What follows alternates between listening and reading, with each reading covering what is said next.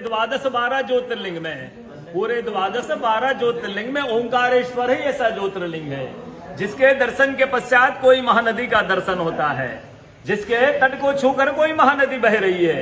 आप काशी जाएंगे गंगा जी दूर है, आप उज्जैन जाएंगे क्षिप्रा जी दूर है, आप सोमनाथ जाएंगे समुद्र है, लेकिन ओंकारेश्वर ही ऐसा ज्योतिर्लिंग है जिसके दर्शन के पश्चात कोई महानदी का दर्शन होता है। वो महानदी है रुद्रदेहाज विद्महे मेकल कन्याज धीमहि तन्नो नर्मदा प्रचोदयात्। भगवान शंकर की देह से पसीने के बूंद से निकली है मां नर्मदा। भारतवर्ष में जितनी नदियां हैं सब उत्तर दक्षिण, दक्षिण उत्तर की ओर बहती है, लेकिन मां नर्मदा उदय से अस्त की ओर बहती है, पूरब से पश्चिम की ओर बहती है। सब नदियों में नर्मदा ही नदी ऐसी नदी है जिसके जितने कंकर हैं सब शंकर है, जिसके जितने कंकर हैं सब शंकर है। नर्मदा पुराण में ये भी कहा गया है कि नर्मदा जल के स्पर्श होने जो शिवलिंग निकलते हैं उनको डायरेक्ट पूजा कीजिए, उनको प्रतिष्ठा की आवश्यकता नहीं है। नर्मदा जल स्पर्श होने से वो स्वयं प्रतिष्ठित हो जाते हैं। जब अयोध्या में रामलला जी की स्थापना की गई थी उस समय 2.5 फीट का नर्मदा का शिवलिंग ओंकारेश्वर से ले जाकर अयोध्या में रामलला जी के साथ स्थापित किया गया है।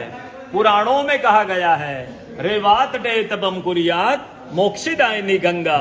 कलयुग में आपको तप करना है तो नर्मदा किनारे आइए, कलयुग में आपको मोक्ष चाहिए तो गंगा किनारे जाइए। रेवात डे तपम कुरियात मोक्षिदायिनी गंगा। कलयुग में एक तपस्वी संत का अनुभव बताता हूं मैं आपको, जिन्होंने नर्मदा किनारे बैठ करके नर्मदा का वर्षों तक नर्मदा का तप किया, नर्मदा का भजन किया। जब वो देखते हैं भजन करते समय सुबह 3 से 4 बजे ब्रह्म मुहूर्त में एक कोई बुजुर्ग माँ आती है, वो नर्मदा स्नान करके लौट जाती है। संतों को जिज्ञासा हुआ किस बुजुर्ग माँ को मैं वर्षों से देख रहा हूँ नर्मदा स्नान करके लौट जाती है, कल मैं इस माई से पूछूंगा। वो माई सुबह 3 से 4 बजे ब्रह्म मुहूर्त में नर्मदा स्नान करके लौट रही थी।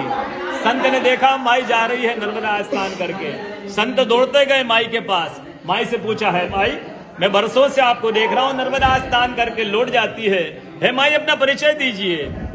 तो माई अपना परिचय देती है कि मैं गंगा हूँ, कलयुग में शुद्धिकरण करने के लिए नर्मदा स्नान करने के लिए आती हूँ।